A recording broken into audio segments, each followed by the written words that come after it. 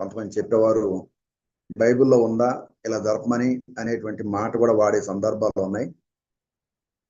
అటువంటి వారికి గమనించవలసిన విషయం కూడా మనం తెలియజేసేది ఏమైనా అనుకున్నప్పుడు, బైబిల్ చరిత్ర క్రీస్తు ప్రభువారు యేసుగా లోకానికి జన్మించినప్పుడు,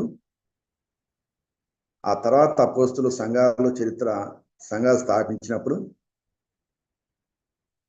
ఆ తర్వాత సంఘాలు విస్తరణలో భాగమై సంఘాల నాయకులు ఏర్పడి సంఘ ప్రభుత్వాలు రావటం మొదలుపెట్టిన తర్వాత క్రైస్తవ పండుగలు అనేవి కొన్ని నిర్ధారణ జరిగింది.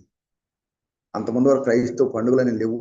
యూదుల పండుగలు తప్ప క్రైస్తవులు ప్రత్యేకించి ఇవన్నీ పండుగలు లేవు.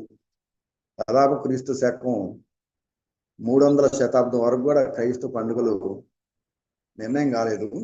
తర్వాత క్రిస్మస్, ఈస్టర్ అనే ప్రధానంగా దృష్టి కేంద్రీకరించి, ఈస్టర్కి ముందుగా ఈ లెంట్ దినాల్లో సంఘాల్లో ఉద్యమం కొరకు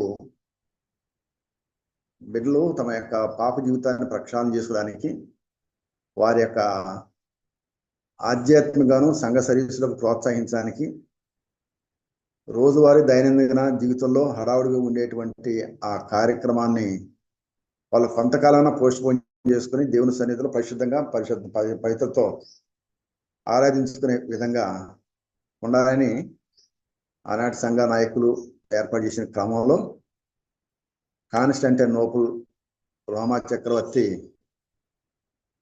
అఫీషియల్గా చట్ట ప్రకారం చేసినటువంటి పండుగల్లో క్రిస్మస్, ఈస్టర్ అనేది ముఖ్యమైనవి.